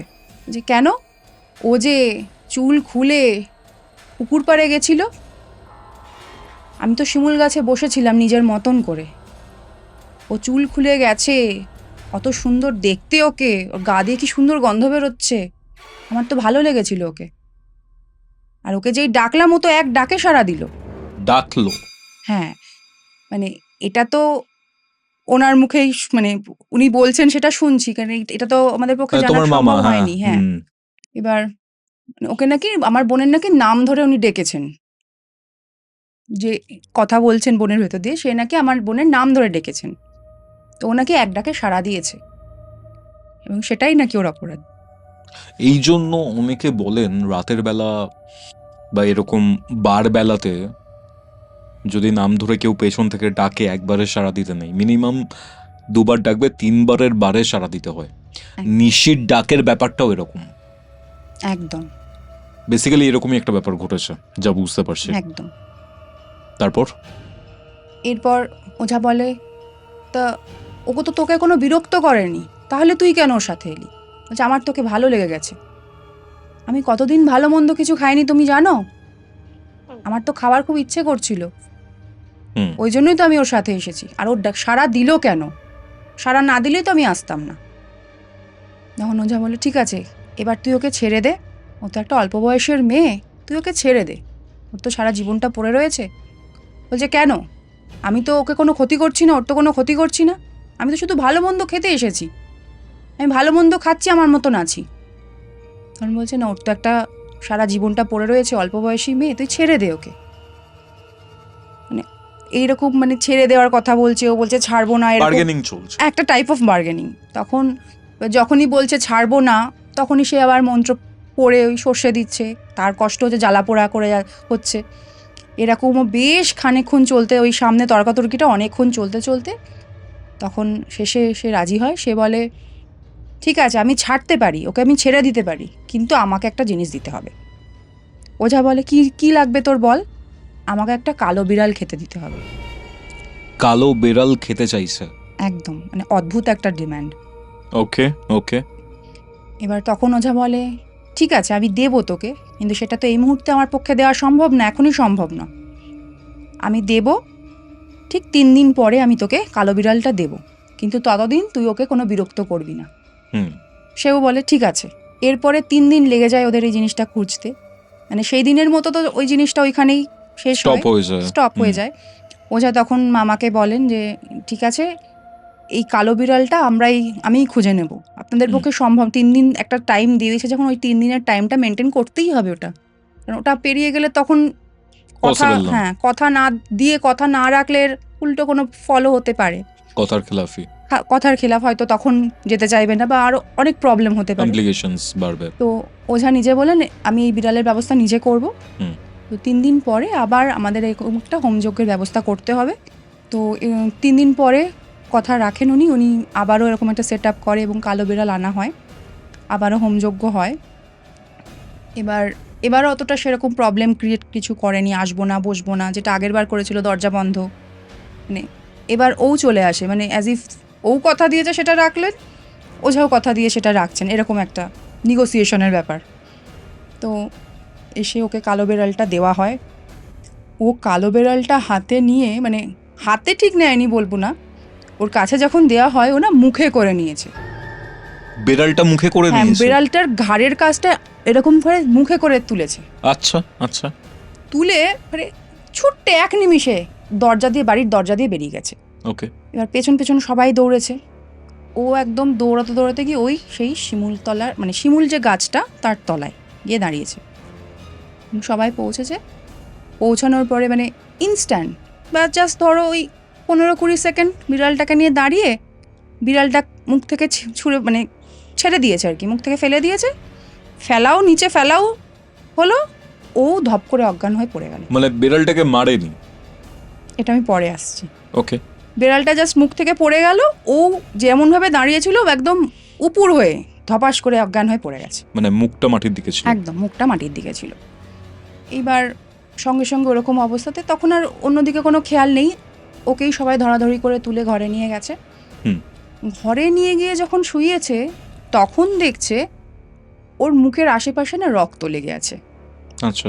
এবার এটা তো ছিল না আগে, রক্তটা তো আগে ছিল না, তো সাধারণভাবে জাস্ট গেছে। সঙ্গে সঙ্গেই মামা আর আমার ওই দাদাটি ওই শিমুলতলায় গেছে, ওঝার কথাতেই গেছে।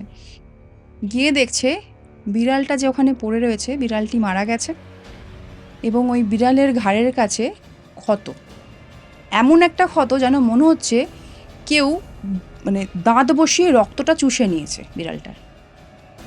মানে মাংস খাবলে তুলে নিয়েছে এমন ক্ষত নয়, দাঁত বসিয়ে রক্ত চুষে নিলে যেরকম ক্ষতটা হয় ঠিক সেই রকম ক্ষতটা, ভ্যাম্পায়ারদের মতো টাইপ অফ।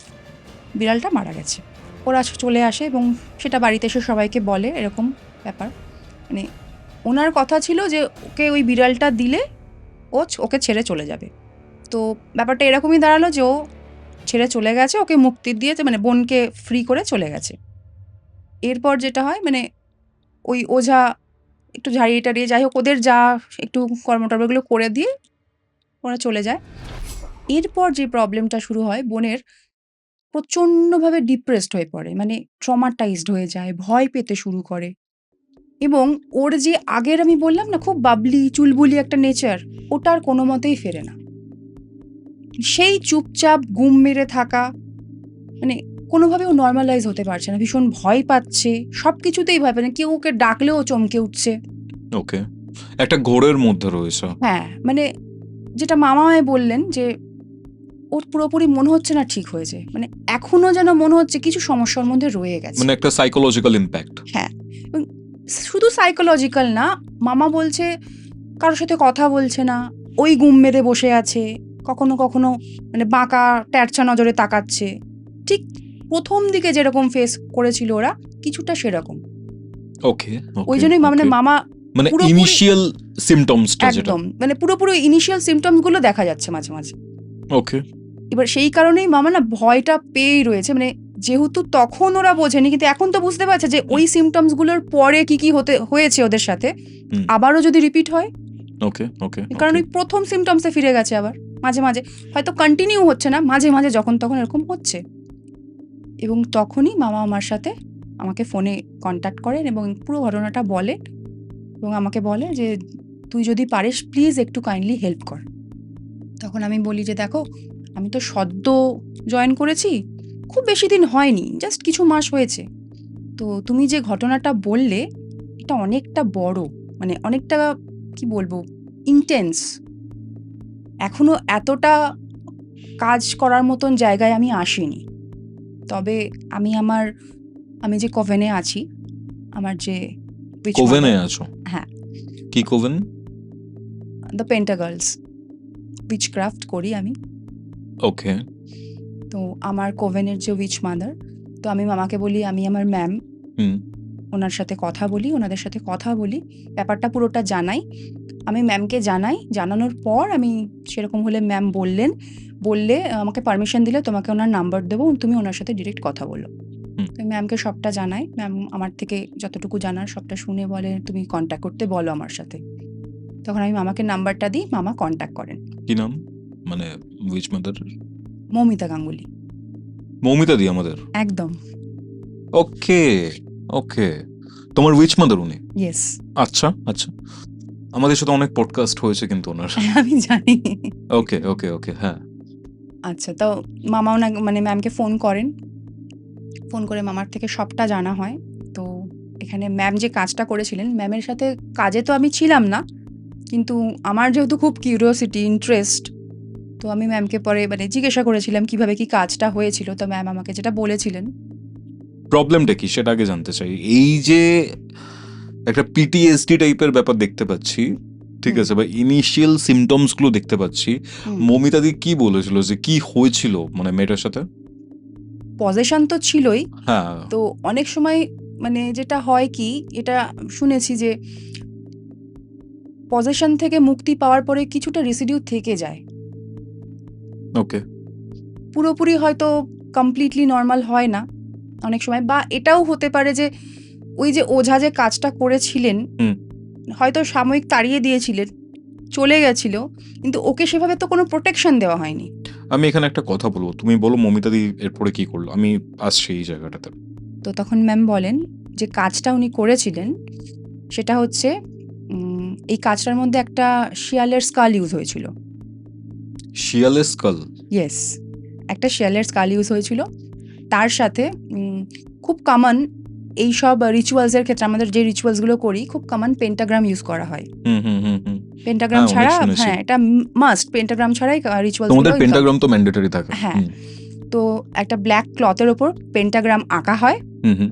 সেই মানে সেটা পাতার পরে শিয়ালের যে স্কালটা সেটা একদম পেন্টাগ্রামের মিডিলে রাখা হয়। ওকে। এবং পেন্টাগ্রামের যে 5টা পয়েন্ট আছে সেখানে ব্ল্যাক ক্যান্ডেল রাখা হয়। শিয়ালের খুলির ওপরও একটা ব্ল্যাক ক্যান্ডেল রাখা হয়। এবং বোনের পরা জামা কাপড় আর বোনের চুল লেগেছিল এখানে। এই বোনের জামা কাপড়, পরা জামা কাপড় আর চুলটা দিয়ে একটা ডল তৈরি করা হয় সিম্বল হিসাবে। মানে যেহেতু ফিজিক্যালি প্রেজেন্ট ছিল না, হুম, তাই? হুম, হ্যাঁ।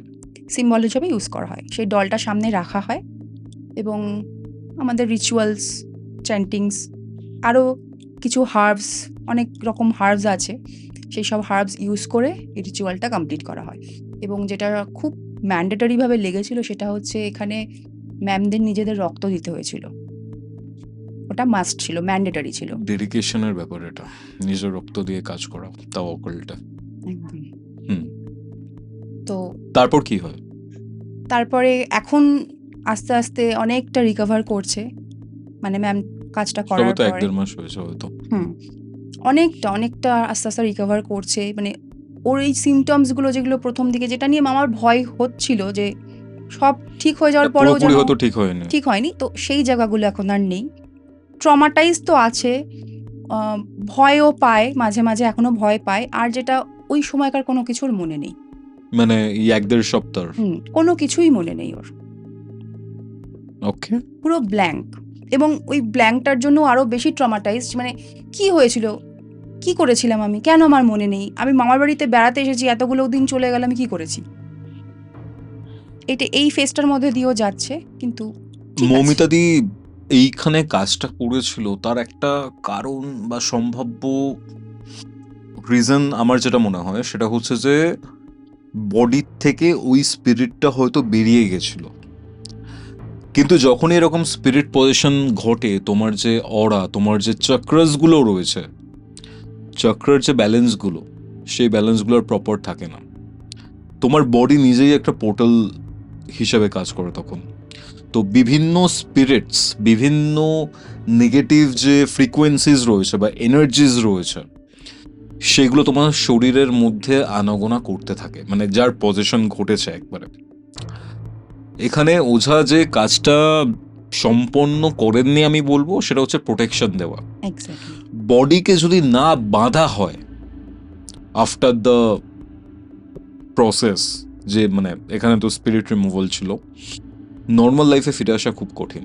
কারণ বারংবার বারংবার তোমার মধ্যে এরকম এনার্জির আনাগোনা লেগেই থাকে। আই থিঙ্ক এই জন্য মৌমিতাদি এইরকম টাইপের কোনো কাজ করেছিলেন। একদম।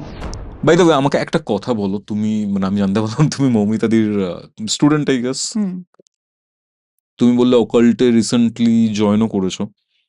কি শেখো তুমি, মানে কি শেখায় তোমাকে, মানে কি শেখানো হয় বেসিক্যালি? উইচক্রাফট। আমি এখন উইচক্রাফট শিখছি। মানে basically you're a witch. Yes. Okay. আর এই যে ধরো উইচক্রাফট শিখছো তুমি, ঠিক আছে, মানে উইচক্রাফট আর লুসিফারিন যে ওয়ে, লুসিফারিজম যদি আমি খুব ভুল না করি, দুটো ডিফারেন্ট আই গেস। একদম ডিফারেন্ট। আর এই যে উইচক্রাফট আর উইকা, এই দুটো কি সেম?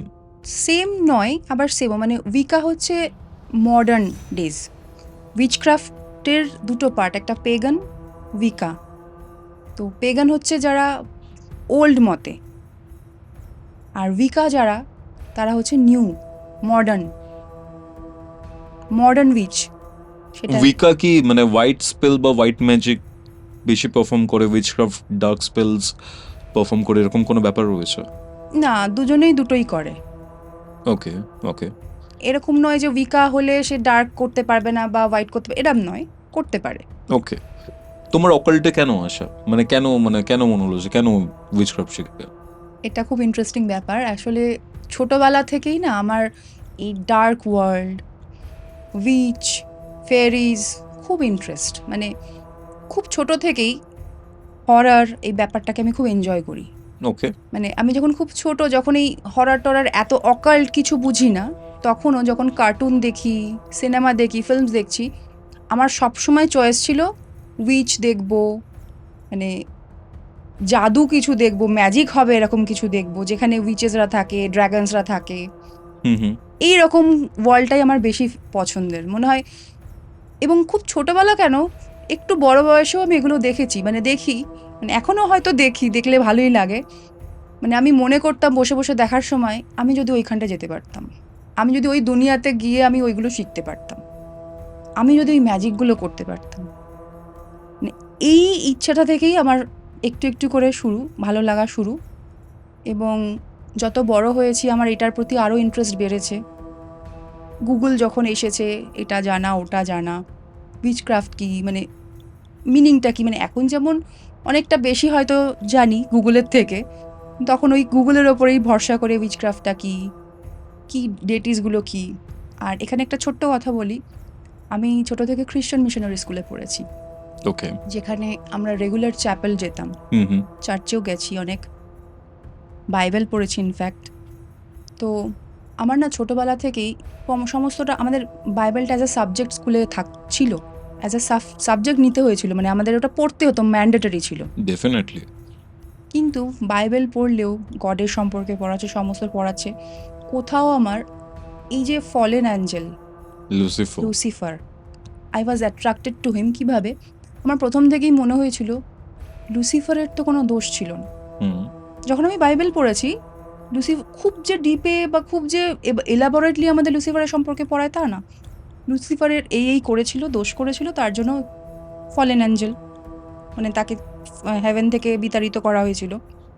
কোথাও আমার এই যে রিজনটা যখন দেওয়া হয়েছিল, এই কারণে লুসিফারকে বিতাড়িত করা হয়েছিল, আমার ব্যাক অফ দ্য মাইন্ডে এটা থাকতো, এটা তো লুসিফারের দোষ নয়। প্রশ্ন করা বা সবসময় মেনে না নেওয়া। আমাদেরকে পড়ানো হতো গড হচ্ছে আমাদের বাবা, পিতা, লুসিফারেরও পিতা। তো সন্তানরা তো অনেক সময় আমরা বাবা মায়ের সাথে কথা বলি রুডলি, অনেক সময় এটা করব না, কেন করব বলে থাকি। তো সেক্ষেত্রে বাবা মা কি আমাদেরকে বের করে দেয় বাড়ির থেকে? এটা কেন করলো গড? ছেলে তো নিজের creation, how is it possible? কেন করলেন? মানে এটা আমার হতো, মানে খুব মানে আনমনেই হতো ব্যাক অফ দ্য মাইন্ডে। এটা কখনো আমি কাউকে বলতাম না, কারণ খ্রিস্টান মিশনারি স্কুলে পড়ি, বাইবেল পড়াচ্ছে, গডের সম্পর্কে পড়াচ্ছে, ওখানে যদি আমি প্রশ্নটা তুলে ব্লাসফেমাস হয়ে যাবে। হ্যাঁ, ব্যাপারটা এরকম। কিন্তু আমার ভেতরে এটা হতো, কেন ওনাকে খারাপ বলা হবে? ওনার তো দোষ নেই কোনো। তো আরেকটু বড় হতে, একটু এদিক ওদিক দেখতে, মানে এই যে গুগল, যেটা তখন বুঝলাম যে he was destined to be the king of hell. উনি না হলে কে হবেন? কারোর পাওয়ার ছিল না, উনি না হলে কারোর পাওয়ার আর ছিল না হওয়ার, এবং গড সেটা জানতেন। উনি ছাড়া হেল কেউ কন্ট্রোল করতে পারতো না, সেই পাওয়ারটা আর কোনো অন্য অ্যাঞ্জেলদের ছিল না। তো এই জায়গাগুলো আমাকে খুব অ্যাট্রাক্ট করতো। তো আর উইচক্রাফট তো বটেই, আমি বললামই। তারপরে সার্চ করলাম উইচক্রাফটের ব্যাপারে, তখন জানলাম মাদার হেকাটি, আমার যে ডেটি, আমি যাকে ওয়ার্শিপ করি। তারপরে আস্তে আস্তে, মানে ইচ্ছে তো ছোটোবেলা থেকেই একটু একটু করে হতে হতে বেশ অনেকটা গভীরে গেছিলো ইচ্ছে, কিন্তু আদেও যে এটা কেউ শেখায় উইচক্রাফটটা কোথাও, মানে বাইরে ওয়েস্টার্ন কান্ট্রিজে তো হয় আমি জানি, কিন্তু ইন্ডিয়াতে আমার তো মনে হয়, মানে তখন আমি জানতাম না কেউ এরমভাবে শেখায়। খুব মনের ভেতরে ভীষণ ইচ্ছা ছিল। তোমার পডকাস্টে আমি প্রথম ম্যামকে দেখি, সালটা 2024। তার মানে তুমি অনেক পুরনো সাবস্ক্রাইবার আমাদের। ইয়েস। ওকে। এবং ওইখানে যখন ম্যাম প্রথম পডকাস্টটা লুসিফারকে নিয়েই হয়, সেটা আমি পুরোটা শুনি, এবং ওইখানে উইচক্রাফটের ব্যাপারেও ম্যাম কিছু বলেন। আমার তখন না ওই স্ক্রিনশটটা বোধহয় ফোনে খুঁজলে এখনও আছে, ওই একটা স্ক্রিনশট নিয়ে রেখেছিলাম, ম্যামের নাম্বার ছিল, ম্যাম ছিল, ছবিটা নিয়ে রেখেছিলাম। এবং বাড়িতে আমি সবাইকে দেখিয়ে যে বলেছিলাম, আমি যদি জীবনে কখনো অকাল জগতে আসি, উইচক্রাফট বা কিছু শিখি, তো আমি ম্যামের কাছেই শিখবো, নাহলে আমি শিখবো না। আমার কোথাও মনে হয় তো হয়তো মনের ইচ্ছাটা এত বেশি ছিল, ম্যানিফেস্টেশনটা এত মানে স্ট্রং হয়ে গেছে যে ফাইনালি পেরেছি, আমি ম্যামের কাছেই আসতে পেরেছি। এইভাবেই আমার উইচক্রাফটে আসা, অকাল জগতে আসা। ইন্টারেস্টিং। তুমি আজকে আমার অপোজিটে বসে আছো, 2 বছর আগে যেখানে মৌমিতাদি বসেছিলেন, ঠিক আছে? খুব ইন্টারেস্টিং লাগে যখন আমরা একটা কাজ, আমি আর মৌমিতাদি, ঠিক আছে, তখন এই সেটানিজম, লুসিফার বা ডেভিল ওয়ারশিপার, ঠিক আছে, এই ব্যাপারগুলো খুব ট্যাবু ছিল। তো আমাকে অনেকে বলেছিল এগুলো নিয়ে, যখন তুমি কাজ করছো, এগুলো নিয়ে কি কাজ করতে চাও তুমি, ঠিক আছে, আমাকে অনেকে বলেছিল। মৌমিতাদির সাথে পডকাস্টের আগে আমার 2 মাস প্রায় কথা হয়েছিল বিভিন্ন অকাল্টের জিনিসপত্র নিয়ে, কারণ আমি একটা পার্টিকুলার ফিল্ডের সাথে জড়িত, অকাল্টের। তোমরা একটা ডিফারেন্ট ফিল্ডের সাথে জড়িত, বাট আমার খুব ইন্টারেস্টিং লাগে এই পুরো জিনিসটা। তো যখন আমি সেটনের ব্যাপারে জানি, যখন আমি ডেভিলের ব্যাপারে জানি, তাদের কনসেপ্টের ব্যাপারটা বুঝি, দৈত্যগুরু শুক্রাচার্যের সাথে লুসিফারের যে কানেকশন সেটা বুঝতে পারি, তখন আমি আস্তে আস্তে বুঝতে শুরু করি যে তোমাদের থিওরিটা কি। আমাদের থেকে ইন্সপায়ার হয়েছে, তোমরাও এই ফিল্ডে এসেছো, ঠিক আছে, এটা খুব বড় একটা ব্যাপার। মানে স্পেশালি তুমি মৌমিতাদির কোভেনেই আছো, যেটা বললাম। কোভেন ব্যাপারটা কি বেসিক্যালি? কোভেন হচ্ছে, আমাদের সাথে আরও অনেকেই আছেন যারা আমাদের উইচ সিস্টার। আমরা তো উইচক্রাফট শিখছি উইচ, মৌমিতা ম্যাম আমাদের উইচ মাদার, উনি আমাদের শেখাচ্ছেন। তো এই যে একটা কমিউনিটি, আমাদের বলতে পারো এটা একটা স্কুল, যেখানে আমরা উইচক্রাফট শিখছি, এবং যেখানে আমরা খুব ইউনাইটেড হয়ে কাজ করছি বা কাজ করি, এটাই হচ্ছে কোভেন। মানে সমস্ত উইচক্রাফটের ইপস অ্যান্ড বার্ডস, সমস্ত উইচক্রাফটের এক্সপেরিয়েন্স বা পড়াশোনা বা হাতে কলমে মানে প্র্যাকটিক্যাল থিওরি সমস্তটা যেখানে আমরা আমাদের হয় সেটা আমাদের কভেন মানে উইচদের ইউনিভার্সিটি। বলতে পারো। And our family too, second family too. So তুমি তোমার ডেইটির ব্যাপারে বললে, ডেইটি হচ্ছেন mother Hecate. Mother Hecate basically কে? Queen of witchcraft, mother of witchcraft, okay. Mother of moon, mother of darkness. কোন কালচারে পাই আমরা মাদার হেকাটেকে? Greek mythology, Greek goddess. Greek goddess, okay. তো যারা যারা উইচক্রাফট স্টার্ট করে তারা কি মাদার হেকাটেকেই ওয়ার্শিপ করে? একদম, মানে মাদার হেকাটি ছাড়া উইচক্রাফট অসম্পূর্ণ। ইয়েস। ওকে, আমি এই বিষয়টাতে খুব ডিপ যাচ্ছি না, কারণ নিজে যেহেতু অকাল্টে রয়েছি জানি যে অনেক কিছুর উত্তরটা, ঠিক আছে, বা অনেক প্রশ্ন করাটা উচিত না অনেক সময়। যাই হোক, তুমি বলছিলে যে তোমার হাজবেন্ডের সাথে তোমার একটা পার্টিকুলার এক্সপিরিয়েন্স রয়েছে যেটা ট্রিগার করেছিল এই অকাল্ট ফিল্ডে আসার ব্যাপারটা, যার পরই হয়তো মূলত তুমি এই অকাল্টের ফিল্ডে আসো। প্রিভিয়াস এক্সপিরিয়েন্স রয়েছে, প্রিভিয়াস ব্যাপার স্যাপার রয়েছে তোমার, বাট হাজবেন্ডের সাথে কিছু ঘটেছিল বা তোমাদের সাথে কিছু ঘটেছিল যার কারণে আরো বেশি করে তুমি এটার মধ্যে ইনভলভ হও। সেই ঘটনাটা কি? এটা হচ্ছে ডিউরিং লকডাউন। ওকে। লকডাউনের সময় কমিউনিকেশন কিছু ছিল না। না। তো আমার কলকাতায় শ্বশুরবাড়ি, হুম। হাজব্যান্ডের সাথে আমি কলকাতায় থাকি। আর আমার নিজের বাড়ি হচ্ছে কৃষ্ণনগর। তো আমার মা তখনও বেঁচে ছিলেন, অসুস্থ ছিলেন ইনফ্যাক্ট। সেই কারণেই একটু এমার্জেন্সি বেসিসেই আমাকে হাজব্যান্ডের সাথেই বাই বাইক ট্রাভেল করতে হয়, এবং রাতের দিকেই ট্রাভেল করি আমরা। কলকাতা থেকে কৃষ্ণনগর যাওয়ার অনেকটা পেরিয়ে গেছি। যাওয়ার পথে বীরনগর বলে একটা জায়গা পড়ে। ওইরকম একটা জায়গায় চারিদিকটা অন্ধকার, রাত, অনেকটা রাত করেই আমরা যাই। তো যেতে যেতে হঠাৎ আমরা খেয়াল করি যে একটা বেড়াল, হুম। এরকম হাইওয়েতে যেতে আসতে তো অ্যাক্সিডেন্ট হতেই থাকে, তো সেই রকমই সদ্য অ্যাক্সিডেন্ট হয়েছে সেরকম অবস্থায় রাস্তায় পড়েছিল। তখনও মানে প্রাণটা পুরো বেরোয়নি, ধুকপুক করছে, এরকম একটা সিচুয়েশন। মানে যতটুকু দেখে বুঝেছিলাম, মানে পুরো ভেতরের দেহর যে পার্টসগুলো বেরিয়ে পড়েছে, মানে জাস্ট পিষে দিয়ে চলে যাওয়া, সেরকম একটা ঘটনা বাট হয়েছিল। স্টিল একটু বেঁচে আছে। মানে ধুক ধুক করছে আর কি, মানে থাকবে না, বাট তবু তখনও যেন শেষ মুহূর্ত। শেষ মুহূর্ত। এবং সদ্য হয়েছে তো পুরো ওই জায়গাটার, রাস্তার ওই জায়গাটুকু না পুরো রক্তে ভেসে যাচ্ছে। এবং যেহেতু বাইকে ছিলাম, স্পিডটা আসতেই ছিল, স্টিল পুরোটাকে কাটিয়ে যাওয়া সম্ভব হয়নি। মানে আমাদের যখন পাস করতে হয়েছে ওই রক্তটার ওপর দিয়ে, মানে হাজব্যান্ডও বললো, দেখো মনে হচ্ছে রক্তটার ওপর দিয়ে আমাদের আসতে হলো। মানে এটা নিজেদের আমাদের খুব খারাপ লাগছিল যে ওরকম একটা দেখে আমরা কাটিয়ে যাওয়ার কোনো জায়গা ছিল না, এমন একটা জায়গায় হয়েছে আমাদের ওটার ওপর দিয়ে যেতেই হবে। ওকে। তো আমরা ওটার ওপর দিয়ে পাস করে যাই।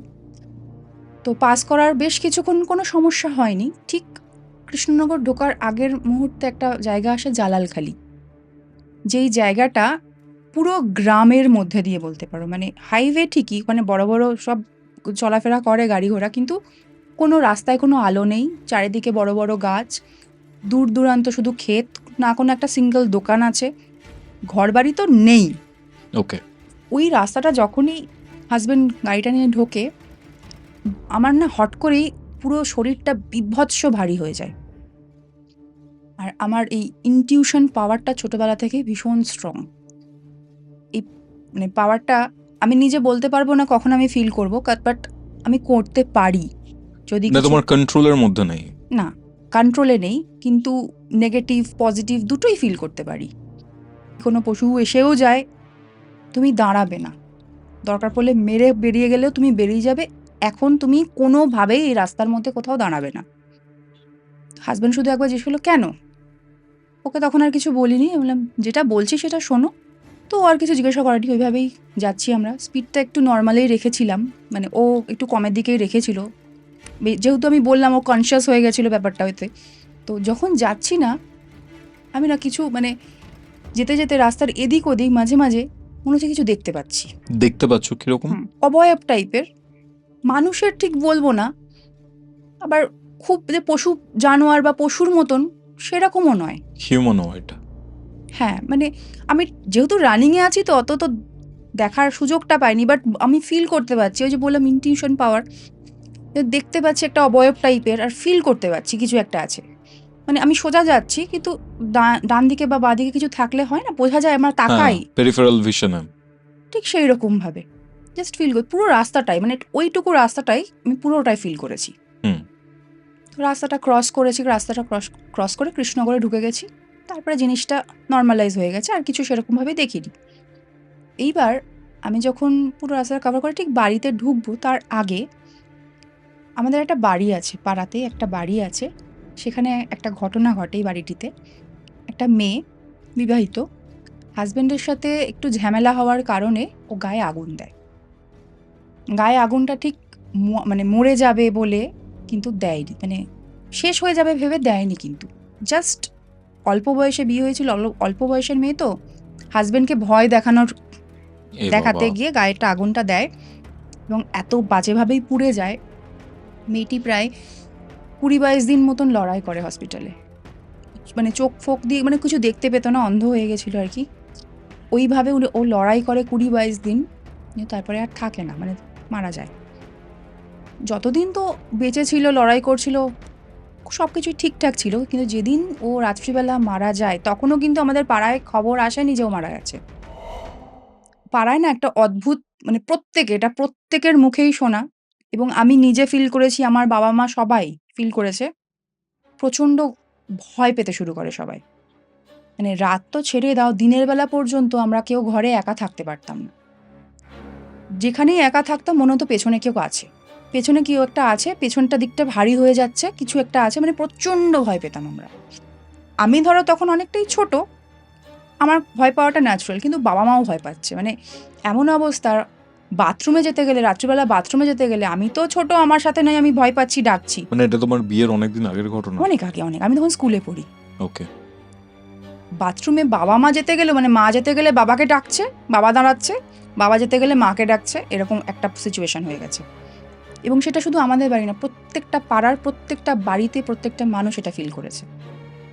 এবং ওর বাড়ির আশেপাশে গেলে পোড়া গন্ধ পাওয়া যেত। যতদিন না ওর কাজটা সম্পন্ন হয়েছে ততদিন প্রত্যেকটা পাড়ার প্রত্যেকটা মানুষ এই গন্ধটা কম বেশি পেয়েছে। ভয় তো প্রত্যেকেই পেয়েছে। মানে কেউ ওর বাড়ির সামনে দিয়ে না যেতে পারতো না। এই যে গন্ধটা না, ওর কাজ অবধি তো প্রত্যেকেই পেয়েছে এবং কাজের পরে ওর বাড়ির লোকেরা কিন্তু অলওয়েজ পেত। মানে কাজের পরে পাড়াতে হয়তো আমরা সেভাবে পাইনি বা ভয়টাও হয়তো কমে গেছে, কিন্তু ওর বাড়িতে কিন্তু এটা কিছু কমেনি। ওদের দোতলা বাড়ি, নিচের তলায় ওর দিদা, দাদু, মা থাকতো আর ওপর তলায় হাসব্যান্ড ওয়াইফ বাচ্চাকে নিয়ে থাকতো। ও এরকম মারা যাওয়ার পরে হাসব্যান্ড তো ওখান থেকে চলেই যায়, থাকেই না। বাচ্চাটা দিদার কাছেই মানুষ। ওপর তলাটা পুরো ভাড়া দেওয়ার চেষ্টা করে ওরা। ভাড়া আসেও ম্যাক্সিমাম মাসখানেক ২ মাস থাকার পরে না প্রত্যেকটা ভাড়ায় ওরা চলে যায়। কেউ না কেউ চলে যায়। কেউ থাকতে পারে না। প্রবলেম একটাই, অনেক রকম প্যারানর্মাল অ্যাক্টিভিটিস হয়। আওয়াজ, হাঁটার আওয়াজ, আর ওরা পায়ে তোড়া পড়তো। তোড়ার আওয়াজ, পোড়া গন্ধটা একদম মাস্ট, পেতোই। তারপরে দরজা নক, মাঝে মধ্যে অবয়ব দেখা, এগুলো প্রত্যেকে মানে যে কটা ফ্যামিলি ওখানে ছিল প্রত্যেকেই কম বেশি দেখেছে। এরপরে ওদের বাড়িতে ঠিক করে যে ঠিক আছে ফ্যামিলি দেবো না, মেস করে দিই। ইয়াং ব্যাচেলর ছেলেরা থাকবে, কাজে বেরিয়ে যাবে, আসবে, রাতটুকু থাকবে। ওরা থেকেছিল, ওরা হয়তো একটু বেশি সময় থেকেছিল, ম্যাক্সিমাম ৩-৪ মাস। ওরাও থাকতে পারেনি। ওদেরও সেম প্রবলেম, সেম জিনিস, এই গন্ধ, আওয়াজ, মাঝে মাঝে দেখতে পাওয়া। এখন বেসিক্যালি ওই ওপরতলাটা পুরো বন্ধ, মানে কোনো একটা ফাঁকও পর্যন্ত নেই, আষ্টে পিষ্টে বন্ধ। ওর না বারান্দায়, ওর ওপরতলায় বারান্দায় একটা দোলনা রাখা ছিল, টাঙানো ছিল। ওর খুব ফেভারিট ছিল ওটা। মানে যখনই ওই বাড়ির সামনে দিয়ে আমরা যেতে আসতে সবাই দেখতো, ওই দোলনাটায় বেশিরভাগ সময় বিকালের দিকে বসে থাকতো।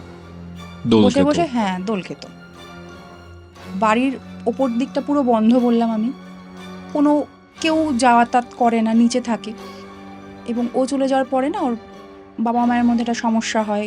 বাবাও চলে যায়, দিদা মারা যায়, দাদুকে নিয়ে, বাচ্চাটাকে নিয়ে ওর মা একা থাকে। পরবর্তীতে দাদুও মারা যায়। এখন বাচ্চাটাকে নিয়ে ওর মেয়েটির মা একা থাকে। বাচ্চাটা এখন অনেক বড় হয়ে গেছে, এটা অনেক আগেকার ঘটনা। এরকম মেয়েটির মা মানে? বাচ্চাটার মা তো মারা গেছিল। হ্যাঁ, মানে বাচ্চাটি মানে যে মারা গেছে তার যে বাচ্চা তার দিদার কাছে থাকছে এখন। হুম। মেয়েটির মা এখনো জীবিত। যে মারা গেছে তার মা জীবিত। বাচ্চাটি মানে নাতিকে নিয়ে রয়েছেন। মেয়েটা শ্বশুর বাড়িতে গায়ে আগুন দিয়েছিল কি? না, ও বাপের বাড়িতে থাকতো হাসব্যান্ডকে নিয়ে। আচ্ছা আচ্ছা আচ্ছা আচ্ছা, ওকে। অনেক সময় এরকম দেখা গেছে, মানে এটা শোনা কথা আমার পাড়ার লোকের কাছে। ওই যে দোলনাটা ওরকম রাখা থাকতো না, মাঝে মধ্যে দোলনাটাকে উইথআউট মানে কোনো হাওয়া-টাওয়া কিছু নেই, দোলনাটাকে দুলতে দেখা যেত। এবং এই দোলাটা আমিও দেখেছি। দোলা দেখেছি। মানে কোনো হাওয়া নেই, কোনো কারণ নেই একটা দোলনা বেতের যথেষ্ট ভারী বড় দোলনা, সেটা তো নরমালি দুলতে পারে না হাওয়া। কত হাওয়া মানে কতটা আর হাওয়াতে দুলবে? ঝড় না হলে তো সম্ভব না। কিন্তু দোলনাটা দুলতো। এরপরে মানে কয়েকজন এরকমও দেখেছে, যখন ওই হালকা, হালকা অন্ধকার হয়ে এসেছে বিকাল গড়িয়ে, কেউ একটা দোলনার মধ্যে বসে আছে, দুলছে। অবয়ব দেখেছে। অবয়ব দেখেছে এবং সেই অবয়বটা স্পষ্ট ওর মতোই। এটা দেখেছে। এবার আমার সাথে যেটা মানে আমার হাসব্যান্ডের সাথে যেটা হয়েছে সেটা হচ্ছে ওই দিনকাই ওই ঘটনাটা হওয়ার পরে যে আমি বললাম বাড়িতে ঢুকছি, বাইকের এক্সপেরিয়েন্স। বাইকের এক্সপেরিয়েন্সটা ওই দিনকাই। ঠিক ওই বাড়িটা আমাদের বাড়িতে যেতে গেলে ওই বাড়িটার সামনে দিয়ে পাস করতে হয়। ঠিক ওই বাড়িটার সামনে দিয়ে যখন আমরা জাস্ট পাস করছি, আমার হাসব্যান্ড না দাঁড়িয়ে পড়েছে। বাইকটা থামিয়ে দিয়েছে। বললাম, "কি হলো?" বলছে, "আমার না মনে হলো আমার এই মানে বাইকটা তো বসে চালাচ্ছে, এবার ওই থায়ের কাছে আমার যেন মনে হলো কেউ একটু এরকম করে আঁচড়ে দেওয়ার মতন করে একটা সেন্সেশন পেলাম। কেউ যেন আঁচড়ে দিয়ে চলে গেল।" আছড়ে দিয়ে চলে গেল? হ্যাঁ, আচ্ছা। ও ওরকম হঠাৎ সেন্সেশন পেয়েছে বাইক চালাতে। এবং এটা ও বলার পরে না, তখন আমার মাথায় মানে মনে পড়েছে এই বাড়িটার কথা। মানে আমি একটা আনমনেই চলছিলাম, তো আমার মাথাতেও নেই ওই বাড়িটা ক্রস করছি। ও যখন দাঁড়িয়ে কথাটা বলল, আমার তখনই খেয়াল হয়েছে আমি তো ওই দিদির বাড়ির সামনে দাঁড়িয়ে আছি। এবং বিশ্বাস করবে না, ইনস্ট্যান্ট আমি পোড়া গন্ধটা পেয়েছি, যেটা ও মারা যাওয়ার পরে আমরা পেতাম সারা পাড়ার লোক। ইভেন ওর কাজ হয়ে যাওয়ার পরে পাড়াতে না পেলেও ওর বাড়িতে পাওয়া যেত। সেই পোড়া, সেই মানে বিটকেল একটা মাংস পোড়া যে গন্ধটা, বিচ্ছিরি একটা গন্ধটা, যেন আমি তখন ফ্র্যাকশন অফ সেকেন্ড না হলেও, মানে ফ্র্যাকশন অফ সেকেন্ডস বলবো না, বেশ কিছুক্ষণ, কারণ ও তো দাঁড়িয়ে পড়েছে 10-15 সেকেন্ড মতন, এই গন্ধটা আমি পেয়েছি। সেটা আমি ওকে হাসব্যান্ডকে কিছু বলিনি, কারণ হাসব্যান্ড গন্ধটা পায়নি, গন্ধটা আমি পেয়েছি। আর ওই সেন্সেশনটাও পেয়েছে, কেউ যেন থায়ের কাজটায় আঁচড়ে দিয়ে চলে গেল। বাড়িতে গেলাম, বাড়িতে গিয়ে ফ্রেশ ট্রেশ হওয়ার পরে আমাকে হাসব্যান্ড দেখাচ্ছে, "দেখো আমি কি ভুল বলিনি, ওর না থায়ের কাজটা এরকম আঁচড়ের দাগ, লাল হয়ে আঁচড়ের দাগ।" তারপরে আমরা সেই হিসাবে আর কিছু ফিল মানে করিনি, আর সেরকমভাবে কিছু পাইনি। মানে এরপরে যে আমাদের কোনো সমস্যা হয়েছে, কন্টিনিউয়েশন কিছু হয়েছে, সেরকম কিছু না। বাস ওইটাই ফিল করেছিলাম। মানে এক রাতের একটা এক্সপিরিয়েন্স। মানে কোথাও না কোথাও গিয়ে না, মানে এই যে নেগেটিভ এন্টিটিস, নেগেটিভ স্পিরিটস যারাই রয়েছে, আমার যেটা মনে হয় যে এদের না একটা পার্টিকুলার এরিয়া রয়েছে, যে এরিয়াটা পেরিয়ে আসার পর এদের যে এফেক্ট, ওরা নিজেদের যে কেন্দ্রস্থল সেখানেও তো ফিরে যায়, তোমার উপরে ওই ইম্প্যাক্টটা হয়তো থাকে না। কিন্তু ওরকম একটা জায়গা পেরিয়ে আসার পর আবার একটা সিমিলার জায়গাতে তুমি যখন পৌঁছচ্ছ, ঠিক আছে, তুমি কিন্তু অনেকটাই নিউট্রালাইজড, তুমি কিন্তু অনেকটাই, তোমার যে অরাটা রয়েছে কনভলিউটেড, তোমার মানে যে শক্তিটা ছিল নিজেকে প্রোটেক্টেড রাখার, সেটা অনেকটা কমে যায়। এই এফেক্টগুলো তখন আরো বেশি করে পাওয়া যায়, যেটা আগের কেসের ক্ষেত্রেই হলো। এক্স্যাক্টলি। তোমার সাথে আজকে কৌস্তবের আড্ডা মেরে প্রচণ্ড ইন্টারেস্টিং লাগলো। ইন্টারেস্টিং একটা মানুষ তুমি, ঠিক আছে, এবং তোমার যে ঘটনাগুলো ছিল সেগুলোও খুব ইন্টারেস্টিং ছিল। মানে ফার্স্টের ঘটনাটা তো ছেড়েই দাও, ইভেন সেকেন্ড এক রাতের যে ঘটনাটা, এটা আরও বেশি ইন্টারেস্টিং লেগেছে আমার। থ্যাংক ইউ পারমিতা কৌস্তবের আড্ডাতে আসার জন্য। খুব তাড়াতাড়ি আবার তোমার সাথে হয়তো দেখা হবে। Thank you for coming. আমারও খুব ভালো লাগলো। ভাবতে পারিনি তোমার সামনে বসে কোনোদিন করতে পারবো। I am lucky enough. Thank you so much. এটাই ছিল আজকের ঘটনা। আজকের এই ঘটনাটা আপনার কেমন লাগলো, পারমিতার সাথে এই আড্ডাটা আপনাদের কেমন লাগলো, সেটা কিন্তু কমেন্ট করে জানাতে ভুলবেন না। ভিডিওটা ভালো লাগলে অবশ্যই লাইক করে শেয়ার করে দিন অ্যান্ড সাবস্ক্রাইব করুন নতুন হলে। দেখা হচ্ছে পরবর্তী এপিসোডে। আপনারা যদি আপনার লাইফের কোনো ঘটনা আমার সাথে শেয়ার করতে চান অথবা আমার থেকে কোনো স্পিরিচুয়াল হেল্প, কোনো অ্যাস্ট্রোলজিক্যাল প্রেডিকশন, তন্ত্র রিলেটেড কোনো হেল্প চান, যোগাযোগ করুন আমাদের অফিসিয়াল হোয়াটসঅ্যাপ নম্বরে, যেটি হচ্ছে 6290675195।